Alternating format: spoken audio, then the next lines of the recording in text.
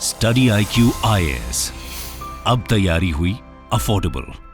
नमस्कार दोस्तों, क्या आपको दुनिया की सबसे बड़ी ट्रेड डील के बारे में पता है? ट्रेड एग्रीमेंट जो कि 2018 में साइन हुआ था, इसका शॉर्ट फॉर्म है CPTPP।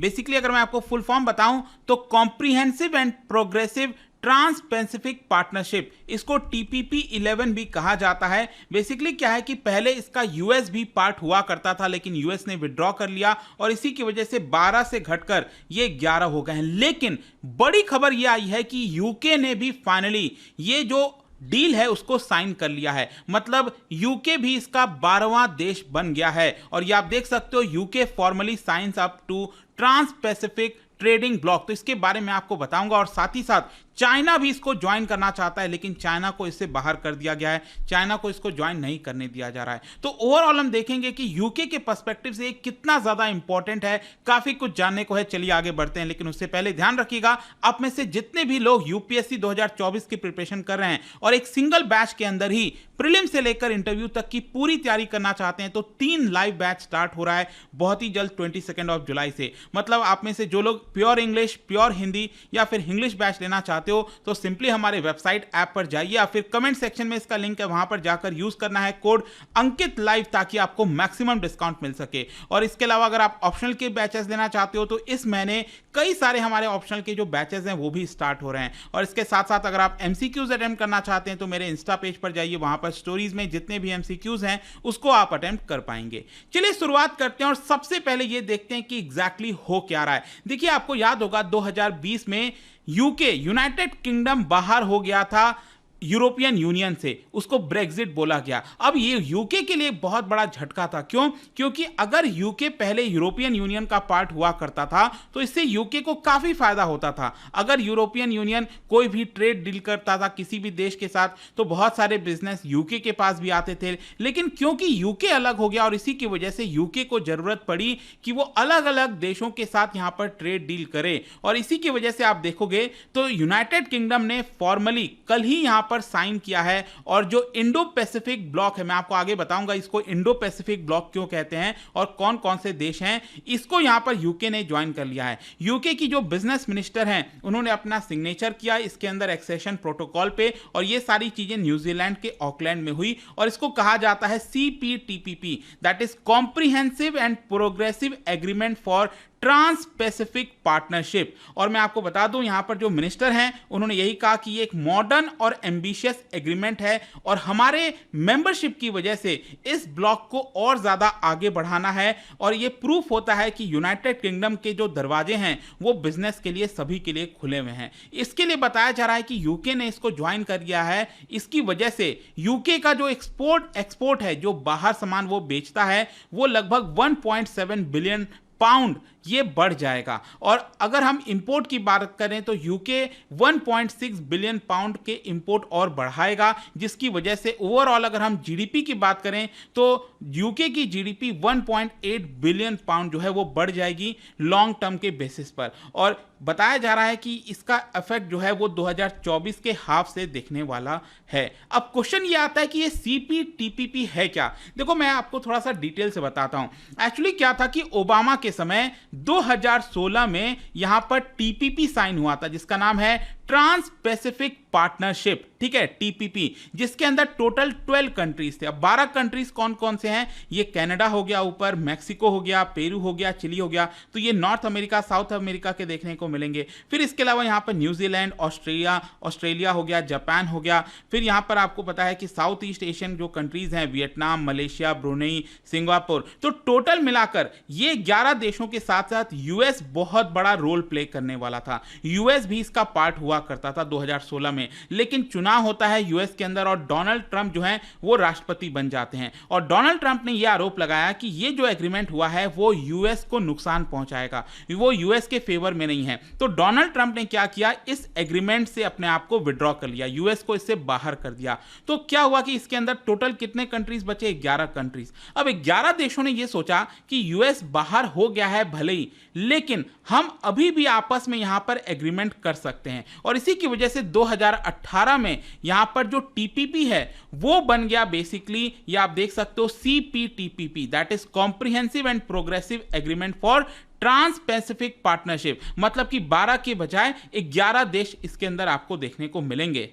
और ये जो पैक्ट साइन किया गया था 11 देशों के बीच में, ये दुनिया का one of the largest deal आप कह सकते हो, एग्रीमेंट कह सकते हो ट्रेड के मामले में। एंड बेसिकली बताया जाता है कि इस पैक्ट की वजह से यहां पर जो देश हैं आपस में, जो 11 देश हैं, वो टैरिफ को कम से कम रखने की कोशिश करेंगे और साथ ही साथ यहां पर जो सर्विसेज हैं और जो इन्वेस्टमेंट मार्केट है उसको ओपन करने की कोशिश करेंगे ताकि ज्यादा से ज्यादा ट्रेड इन देशों के बीच में हो सके। फिर इसके अलावा यहां पर जो कंपटीशन है उससे रिलेटेड जो रूल्स हैं उसको यहां पर एड्रेस करेंगे, intellectual property rights, protection for foreign companies, ये सारी चीजें इस डील के अंदर यहां पर बोली गई हैं। और सबसे खास बात तो यह है कि जो चाइना है वो भी इसको ज्वाइन करना चाहता है, क्योंकि चाइना किसी भी चीज से बाहर रहना नहीं चाहता। इनफैक्ट मैं आपको एक और चीज याद दिलाना चाहता हूं, यहां पर एक और जो बड़ा एग्रीमेंट इस समय है उसको कहा जाता है cepa, that is comprehensive economic partnership agreement, cepa इसको कहा जाता है। और इसका पार्ट था पहले भारत, इंडिया इसका पार्ट था, लेकिन जब यह फॉर्मली साइन हो रहा था सीपा, उससे भारत अलग हो गया। मुझे याद है अभी भी कोविड का दौर चल रहा था 2020 में, और यहां पर भारत की जब साइन करने की बात आई तो भारत की तरफ से जो मिनिस्टर हैं पीयूष गोयल साहब, वो ऑस्ट्रेलिया गए हुए थे। और मुझे याद है कि मैंने वीडियो भी बनाया था इसको लेकर स्टडी IQ पे ही, और यहां पर इंडिया ने साइन करने से मना कर दिया। और ये 16 देशों का ट्रेड था, बेसिकली ट्रेड ब्लॉक आप कह सकते हो। तो यहां पर भारत अलग हो गया था। भारत का भी मानना था कि इससे भारत को फायदा नहीं होगा, सरकार ऐसा सोच रही थी। खैर जो भी है, इसी से रिलेटेड ये टीपीपी था। आई होप कि आपको समझ में आया होगा। तो क्या है ना कि जो सीपा है उसका तो पार्ट चाइना है, लेकिन ये जो टीपीपी है बेसिकली ट्रांस पैसिफिक पार्टनरशिप, इसका पार्ट चाइना नहीं है। ऑल्दो चाइना ने अप्लाई कर रखा है, और इसके अलावा और भी कई देश जैसे Taiwan, Ukraine, Costa Rica, Uruguay, Ecuador, ये सब भी इसका पार्ट बनना चाहते हैं। लेकिन क्योंकि ताइवान, अब आप सोच के देखिए, ताइवान को इसका पार्ट कभी नहीं बनने देगा चाइना, तो इसीलिए चाइना चाहता है कि वो पहले ही इसके अंदर एंट्री ले ले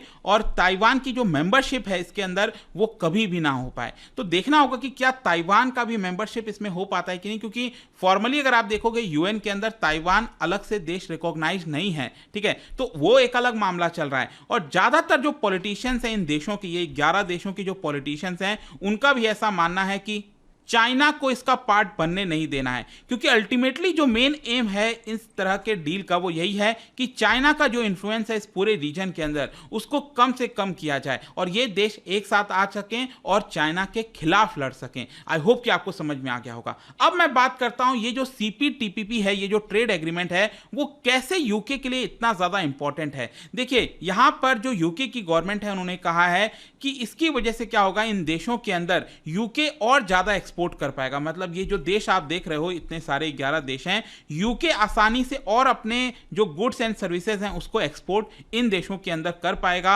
और साथ ही साथ यूके की मेंबरशिप की वजह से इस पूरे ट्रेडिंग ब्लॉक का जो कंबाइंड जीडीपी है वो 12 ट्रिलियन पाउंड हो गया है, जो कि पूरे ग्लोबल ट्रेड का आप देखोगे तो इट इज अराउंड 15% के आसपास। और जो ब्रिटेन है वो इस समय और ज्यादा जो ट्रेड टाइज है पैसिफिक कंट्रीज के साथ बढ़ाना चाहता है, स्पेशली ब्रेक्जिट। मैंने आपको बताया ना, ब्रेक्जिट एक बहुत इंपॉर्टेंट मोड़ था यूके के लिए। आप देख सकते हो इस समय ब्रेक्जिट में आई थिंक 27 कंट्रीज हैं और यूके अब इसका पार्ट नहीं है। यूके पहले इसका पार्ट हुआ करता था पूरे यूरोपियन यूनियन का, तो इसकी वजह से उसको काफी फायदा होता था यूरोपियन यूनियन की वजह से। लेकिन आपको याद ही होगा रेफरेंडम हुआ, यहां पर लोगों ने वोट किया और उन्होंने डिसाइड किया कि यूके को इससे बाहर हो जाना चाहिए और इसीलिए ब्रेक्जिट हुआ था। लेकिन जाहिर सी बात है जब यूके इससे बाहर हो गया तो यूके अब क्या चाहता है कि अलग अलग देशों के साथ, क्योंकि पहले यूरोपियन यूनियन के साथ बहुत सारे देशों का एग्रीमेंट हो रखा था, ट्रेड डील हो रखा था, लेकिन क्योंकि यूके अलग हो गया तो यूके चाहता था कि वो अलग अलग देशों के साथ, अब चाहता है भारत के साथ, यूएस के साथ, बहुत से देशों के साथ अलग अलग ट्रेड एग्रीमेंट कर सके ताकि उसको यहां पर फायदा हो। लेकिन मैं आपको बता दूं यूके के लिए ट्रेड एग्रीमेंट करना अलग अलग देशों के साथ इतना आसान नहीं है। आपको पता ही है भारत के साथ काफी लंबे समय से प्रयास चल रहा है, वो अभी तक नहीं हो पाया। चाइना के साथ भी यहां पर लेट मी टेल यू बहुत सारे डिफरेंसेस हैं यूके के, वो भी वहां पर नहीं हो पा रहा है। और इनफैक्ट उसका क्लोजेस्ट अलाई यूएसए ने भी कह दिया है कि अभी हम ब्रिटेन के साथ कोई भी ट्रेड एग्रीमेंट नहीं कर रहे हैं। तो इसी की वजह से यूके के लिए जरूरी था कि ये जो टीपीपी है, CPTPP है, उसको यहां पर ज्वाइन कर सके। और इनफैक्ट आप देख सकते हो, बताया जाता है कि ब्रेग्जिट की वजह से यहां पर यूके को लॉन्ग टर्म प्रोडक्टिविटी लॉस होने वाले हैं, विच फोरकास्ट बताया गया है कि 4% का लॉस होगा। यूके ऑलरेडी यहां पर जो 11 देश है ना सीपीटीपीपी के, उनके साथ ऑलरेडी 10 देशों के साथ ट्रेड डील कर रखा था, लेकिन यहां पर अगेन एक सिंबॉलिक जेस्चर कहिए या फिर जैसे भी यहां पर यूके ने डिसाइड किया है कि वो इसमें ज्वाइन करेगा। खैर आगे क्या होने वाला है, देखो अब ये जो ट्रांस पैसिफिक ट्रेड पैक्ट है, इसमें जो 12 देश हो गए हैं यूके के साथ मिलकर, अब यहां पर उनका कहना है कि वो इंटेलिजेंस गैदर कर रहे हैं कि कौन कौन से और देश इस ट्रेड ब्लॉक को ज्वाइन करना चाहते हैं। तो जो भी वो ज्वाइन करना चाहते हैं, क्या वो हाई स्टैंडर्ड को मीट कर पा रहे हैं कि नहीं, क्योंकि टीपीपी को ज्वाइन करना इतना आसान नहीं है, बहुत सारे रिस्ट्रिक्शंस हैं, बहुत सारे नियम कानून फॉलो करने होंगे। आई एम श्योर कि भारत तो इसको अभी ज्वाइन नहीं करेगा डेफिनेटली, लेकिन यहां पर कौन ज्वाइन कर सकता है कौन नहीं करेगा, इसको लेकर इनके द्वारा आगे डिसीजंस लिया जाएगा। तो आई होप कि इस वीडियो के माध्यम से जो एक बड़ी खबर आई थी उसके बारे में आपको डिटेल से जानकारी मिल गई होगी। और जाने से पहले एक बहुत ही इंटरेस्टिंग क्वेश्चन, काफी समय पहले यहां पर वॉशिंगटन कंसेंसस जो है वो हुआ था। वॉशिंगटन कंसेंसस के जो इंस्टीट्यूशंस हैं, कौन कौन से इंस्टीट्यूशंस इस कंसेंसस के पार्ट थे, ये आपको बताना है। ये 4 इंस्टीट्यूशंस लिखे हुए हैं। इसका राइट आंसर आप सबको पता है, मेरे इंस्टाग्राम पर तो मिलेगा ही, वहां पर अगर आप नहीं हो कोई बात नहीं, टेलीग्राम से ले सकते हैं इसका सही उत्तर। मैं कई सारे जो MCQs हैं वो यहाँ पर स्टोरीज में डालता रहता हूँ। बाकी अगर आपको PDF चाहिए तो टेलीग्राम पर आइए, अलग अलग सोशल मीडिया पर आप जुड़ पाओगे। और जैसा मैंने बताया था, यूपीएससी की अगर आप तैयारी कर रहे हो, just use the code Ankit live to get maximum discount. And I hope की वीडियो आपको पसंद आया होगा। मिलता हूं आपसे next time. Till then, thank you very much, see you soon. Study IQ IAS, अब तैयारी हुई अफोर्डेबल।